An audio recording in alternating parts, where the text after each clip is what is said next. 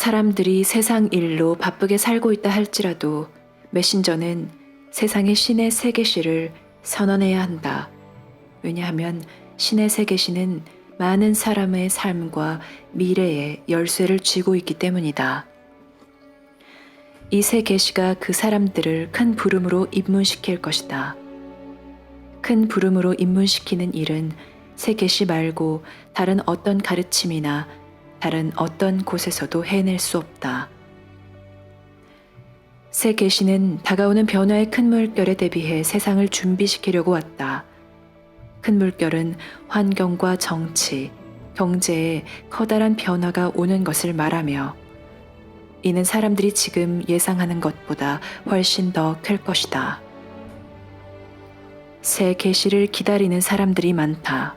왜냐하면 기존 종교나 세상 전통을 통해 입문할 수 없었던 사람들이 많으며 그들은 사랑을 통해서도 일이나 다른 활동을 통해서도 내면에 깊이 접속할 수 없었기 때문이다. 그들은 오랫동안 기다렸으며 바로 이 계시를 오랫동안 기다렸다. 그들에게 새 계시는 그냥 단순한 가르침이나 현상이 아니다. 또한 단순히 추론해보거나 논쟁거리가 되는 그런 것이 아니며 거부하여 뿌리칠 수 있는 그런 것도 아니다. 그들에게 선언서는 엉뚱하거나 별난 것이 아니라 완벽한 것이다. 선언서는 자신들의 입문이다. 선언서는 그들의 부름을 쥐고 있다. 그 부름은 마음의 태고적 통로를 타고 내려가 그들이 거의 알지 못한 자신의 한 부분에 말한다. 그런데 그 부분은 그들 존재의 중심이며 세상에서 그들의 현존이다. 그들에게는 지금이 가장 중요한 시기이다. 비록 그들이 지금 시기가 무엇을 의미하는지 완전히 이해하지 못하고 미래에 무엇이 필요한지 모른다 하더라도 여전히 가장 중요한 시기이다. 그들은 오랫동안 지금을 기다려왔다. 그들은 위대한 전환기인 이 시기에 살려고 세상에 파견되었으며 새로운 미래를 건설하는 데 일원이 되려고 파견되었다. 그들은 과거보다는 미래에 연결되어 있다. 그래서 그들은 미래의 아이들이다. 전에 일어났던 일이나 계시된 것이 그들에게 영감을 줄 수 있고 유익할 수 있겠지만 그들이 입문할 수 있는 것을 담고 있지 않으며 그들의 큰 부름을 담고 있지 않다. 그들이 그처럼 오랫동안 찾고 기다렸던 것을 담고 있지 않다. 이것이 바로 그들의 운명이다. 당신은 자신이 세상에 오기 전에 내면에 심어놓은 것을 바꿀 수 없다. 세상에서 일어나는 일로 환경이 바뀌고 당신에게 오는 기회가 달라질 수는 있지만 당신 운명은 여전히 그대로이다. 당신은 운명과 한바탕 싸워볼 수 있다. 또한 운명을 거창한 일이나 활동 아니면 멋진 로맨스로 대신해보려 할 수도 있고 다양한 오락이나 환상으로 바꿔보려 할 수도 있다.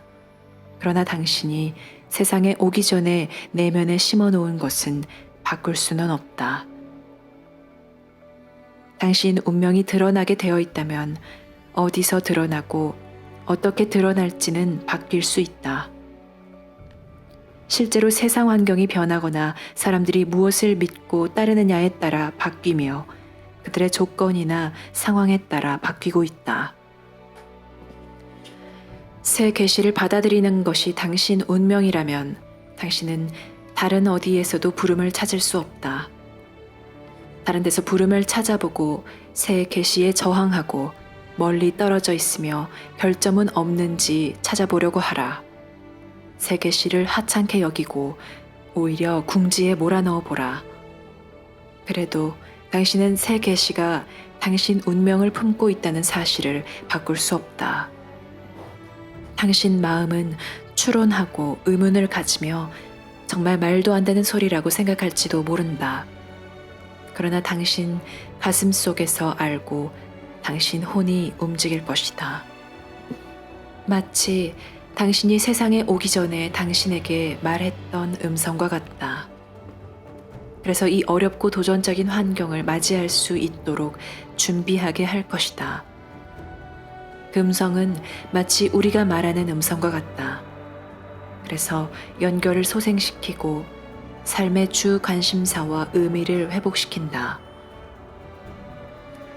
입문할 당신은 이해하지 못할 것이며 매우 혼란스러울 것이다. 입문은 당신의 목표나 생각과 너무나도 다르며 당신이 누구인가, 무엇을 하는 사람인가에 대한 개념에서도 완전히 다르다. 갑자기 벼락을 맞은 것 같으며 잠깐 사이 어둠 속에서 모든 것이 밝아진다. 그러면 당신 삶에 대한 진실을 보며 큰 목적과 부름에서 당신이 얼마나 멀리 떨어져 있는지 알게 된다. 마치 대양에서 뗏목을 타고 표류하면서 세상 풍파에 휩쓸려 있는 당신을 보게 된다. 그러나 신이 광활한 바다에서 표류하는 당신을 찾았다.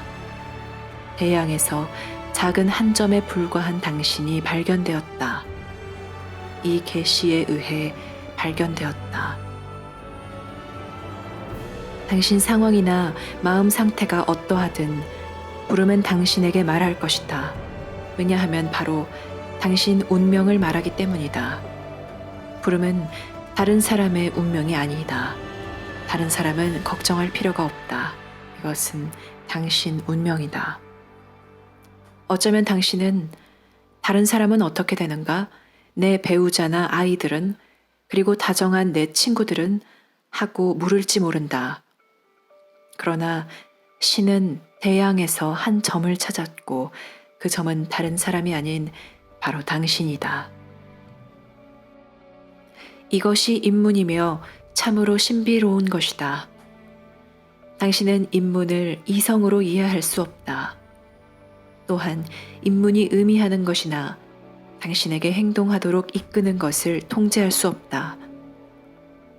당신이 신을 통제할 수 없으니 당연히 입문을 통제할 수 없다.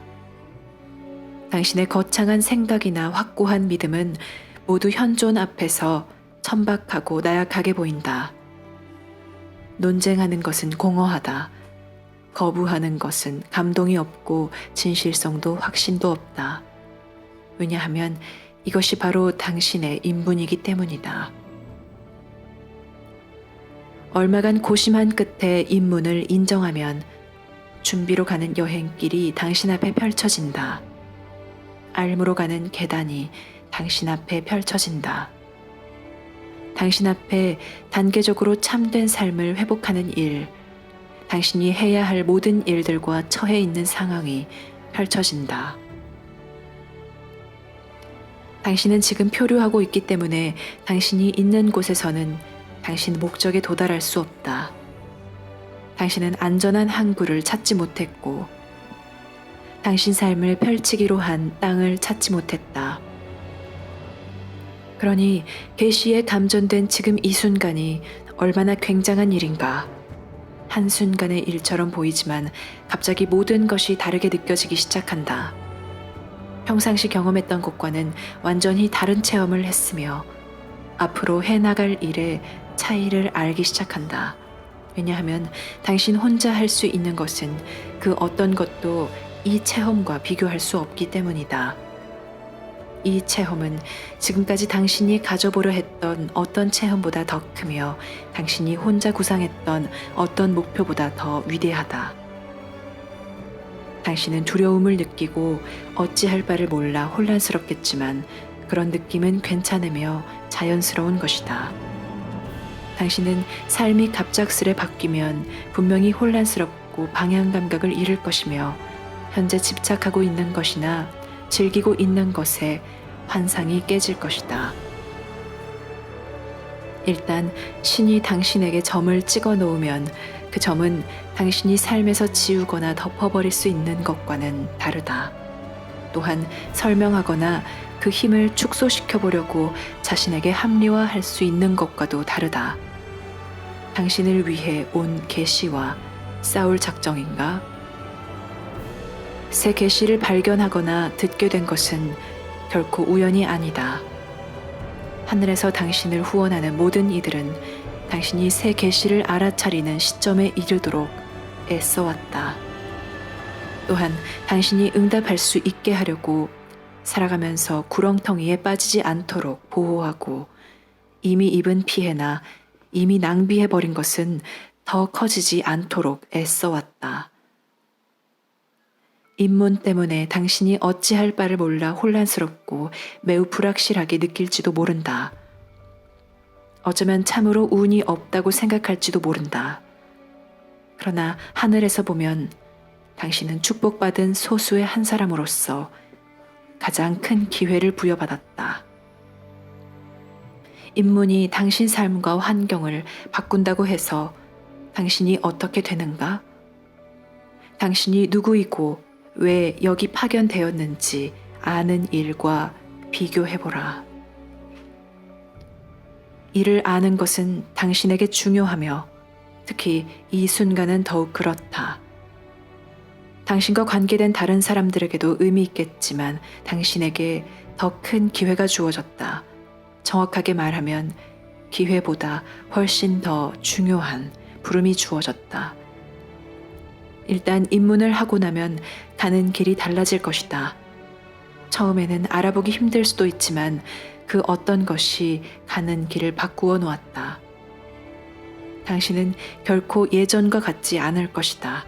입문한 것을 거부하고 부정하면서 살려고 해도 결코 예전과 같지 않을 것이다.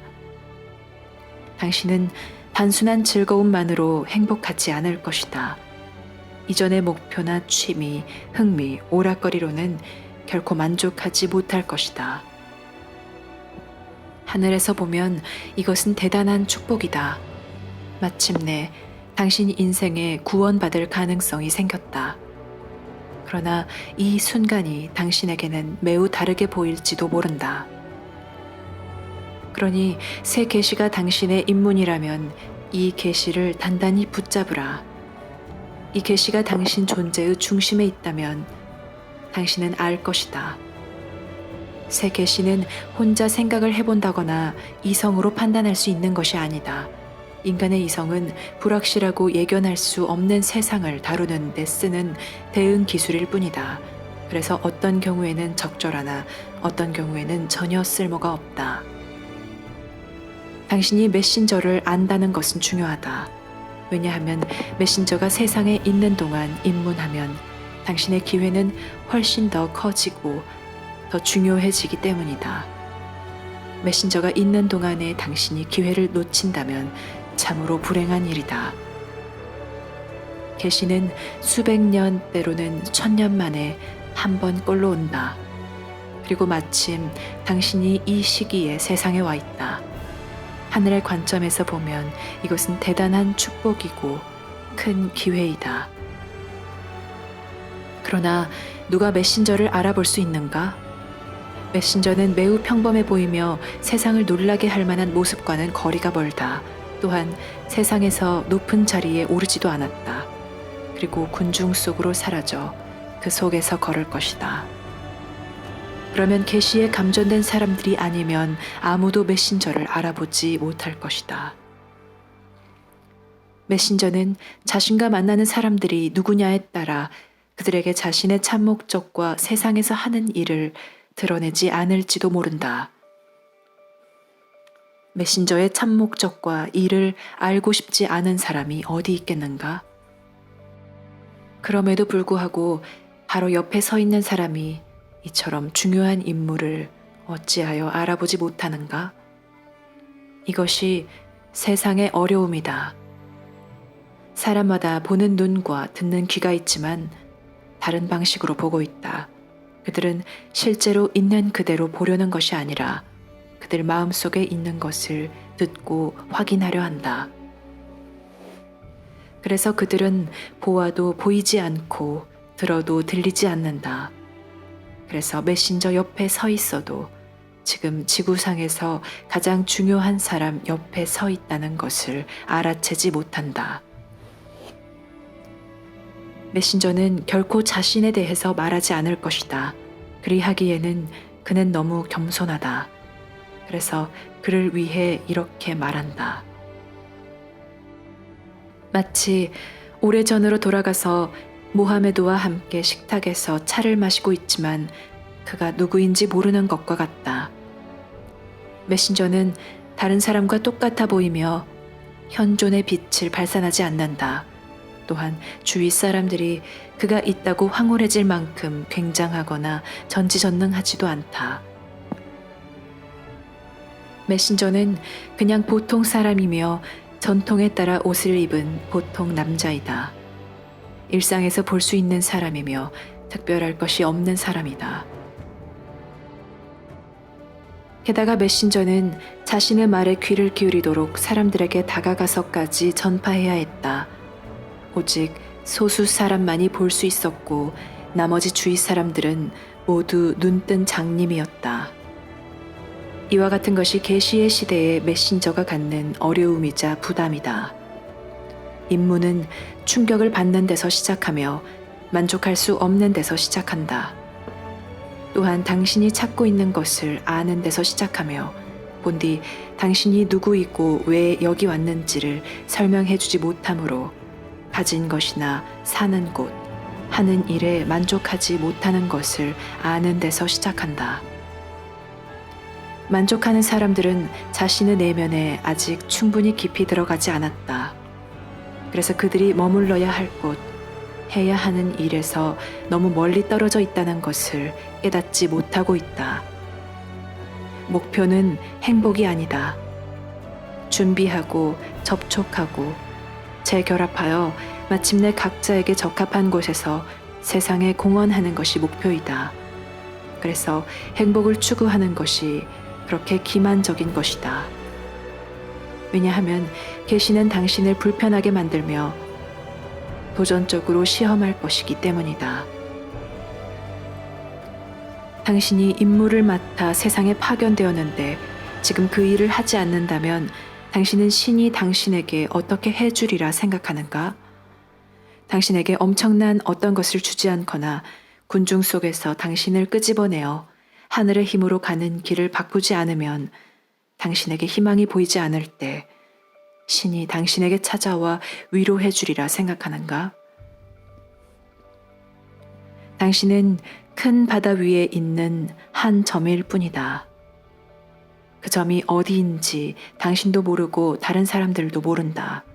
혹여 당신이 대단한 자리에 오르고 엄청난 부를 이루어 사회에서 알아준다 하더라도 당신의 큰 일을 찾지 못하면, 그래서 최선을 다해 그 일을 하고 있지 않다면 삶의 공허함이 가슴속에 스며들 것이다. 그러나 큰 일을 찾아서 하는 사람들은 다른 사람들이 맛볼 수 없는 자족감을 느끼며 가치와 힘을 체험한다. 이런 체험은 다른 사람들이 자신도 맛본 것이라 큰 소리 치더라도 그럴 수 있는 것이 아니다. 신의 새 계시는 문화나 간습, 정치적 이용에 변질되어 버린 인간 영성의 본질을 분명히 말해줄 것이다. 그리하여 당신이 세상에 조건화되는 속세 마음과 여전히 신과 연결된 깊은 마음, 이 두 마음을 가지고 태어난다는 것을 분명히 알려줄 것이다. 또한 이성에는 한계가 있으며 당신은 이성의 한계를 넘어 마음의 표피층 밑으로 깊이 내려가야 한다는 것도 분명히 알려줄 것이다. 당신이 운명으로 정해진 큰 일을 하지 않으면 자아 실현을 할 수 없으며 추구하는 모든 즐거움은 일시적이며 당신 혼에 절실히 필요한 것을 충족시켜주지 못한다는 것을 새 계시는 분명히 알려줄 것이다. 새 계시는 당신이 큰 변화의 시기에 살고 있다는 것을 분명히 알려줄 것이다. 즉 우주에서 인류의 고립은 끝날 것이고 변화의 큰 물결이 지구를 덮칠 것임을, 그래서 대격변의 시대, 불확실성의 시대, 계시가 전해져야 할 시대임을 알려줄 것이다. 사람들은 메신저에게 많은 것을 원할지도 모른다. 특별히 베풀어 주거나 기적을 바라고 초자연적인 사람으로 믿고 싶고 그의 현존과 그의 일로 삶이 풍요로워지기를 희망한다. 과거의 메신저들에게 많은 사람이 실망했듯이 이들도 실망할 것이다.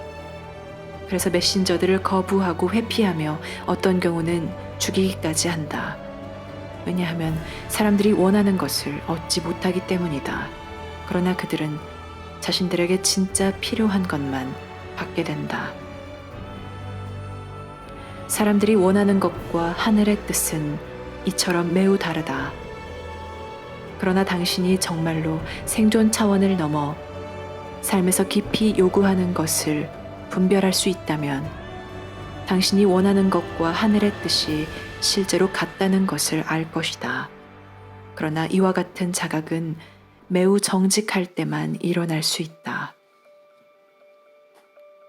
당신이 아직 이런 상태에 이르지 못했지만 우리가 하는 말을 듣고 있으니 입문할 수 있는 시기에 이르렀다. 당신은 가슴으로 들어야 한다. 판단이나 생각으로 듣지 말아야 한다. 또 계시가 사실이고 당신에게 의미 있는 것이 되려면 어떤 것들이 필요한지 당신이 결정할 수 있기라도 한 것처럼 필요 조건으로 여겨지는 것들을 가지고 듣지 않아야 한다. 심지어 사람들은 비참하게 살면서도 아직도 겸손하지 않아 그들의 주 관계인 창조주와의 관계, 하늘의 뜻과의 관계에 관해 그들이 입문 조건을 정할 수 없다는 사실을 인정하지 않는다. 이 입문 조건은 종교 믿음에서도 정할 수 없다. 왜냐하면 믿음 차원을 넘어서 일어난 일이기 때문이다. 믿음은 너무 허약하고 일시적이기 때문에 믿음만으로는 천상의 상태인 고향에 들어갈 수 없다. 당신이 이 세상을 떠나면 믿음은 더 이상 필요 없을 것이다. 믿음은 모두 몸과 함께 떠나며 당신은 존재하는 대로 존재할 것이다. 당신의 영적 가족이 당신을 맞이하여 어떤 일들을 해냈는지 물어볼 것이다. 그리고 이때는 부담도 없지만 믿음 때문에 가려지는 일도 없다. 당신이 주요 역할들을 했는지 안 했는지 대낮처럼 분명해질 것이다. 당신이 하지 못했다고 고개를 젓더라도 비난이란 없다. 단지 당신 일을 마치지 못했다는 것을 의미할 뿐이다. 당신이 하늘로 되돌아가기 위해서는 일을 해야 한다. 당신은 분리된 세계, 분리된 우주에서 봉사해야 하며 공헌과 자기개발을 통해 일을 해야 한다. 당신은 비참하고 모순되고 논쟁하고 슬픔에 젖어 있는 상태로 고향에 되돌아가서는 안 된다. 이런 경우 하늘은 당신에게 지옥 같아 보일지도 모른다. 신은 이 모든 문제들을 그냥 처리해주지 않는다. 이 문제들은 신이 만들지 않았기 때문이다. 이 문제들은 소멸되어야 한다. 신은 당신에게 암과 큰 부름을 주었다. 그래서 이전 삶에서 있었던 비극을 지우고 품위를 회복하며 당신이 봉사해야 하는 당신 자신의 목적을 되찾을 수 있게 하였다. 이 모든 것이 입문에서 시작된다. 이 모든 것이 진실이고 효과 있는 것이라면 그 시작은 입문에서 이루어진다. 신은 여기에 입문 조건을 규정해 놓았고 고향으로 가는 진짜 여행길을 시작하도록 정해 놓았다. 당신은 가는 길을 알지 못하니 자신의 참된 상태로 혼자서 되돌아갈 수 없다. 다른 누군가가 규정해 놓은 것을 단순히 따를 수도 없다. 왜냐하면 현존과 결합하는 일은 길을 따라 가는 도중에서 일어나야 하기 때문이다. 그러지 않으면 그것은 이성으로 세운 계획일 뿐 혼의 여행길이 아니다. 세상을 위해 시간이 부족하다. 자신을 완벽하게 하거나 자신의 문제를 해결하는데 수십 년, 수백 년을 보낼 시간이 없다. 부름은 바로 지금을 위해 있고 시간이 늦었다. 당신이 응답할 수 있다면 이 말에 압박감을 느끼겠지만 그 압박감 때문에 응답하고 준비하는데 시간이 단축될 것이다. 그러니 압박감은 큰 축복이다. 응답할 수 없는 사람에게는 시간이 바로 고통이기 때문이다. 선물은 당신 안에 있지만 당신은 그 문을 열 수 없다. 당신에게는 열쇠가 없다. 당신에게 전체적인 그림이 없기 때문에 당신의 깊은 본성을 찾을 수 없다. 당신은 아직 당신의 근원과 관계를 맺지 못하고 있다. 왜냐하면 깊은 본성이 근원과 관계를 맺고 있기 때문이다. 세상이라는 대양에서 길을 잃어 분리 속에서 살고 있는데 도대체 어떻게 깊은 본성을 찾을 수 있겠는가? 깊은 본성은 당신 삶이 구원받을 수 있는 하늘의 선물이다. 그러나 당신은 먼저 당신에게 제시된 길을 받아들여야 한다. 당신은 계시에 응답해야 한다. 신의 이전 계시에 응답하지 않았다면 당신은 새 계시를 기다리고 있는 것이다. 당신은 절망하거나 환멸을 느끼는 어느 시점에서 내면에 깊이 요동치는 것을 느낄 것이다. 그리고 큰 목적이 있어 여기 왔다는 것을 알게 될 것이다. 당신이 아직 그 목적을 찾지 못했지만 그 목적은 당신을 기다리고 있으며 당신 삶에 부름을 줄 시기만을 기다리고 있다.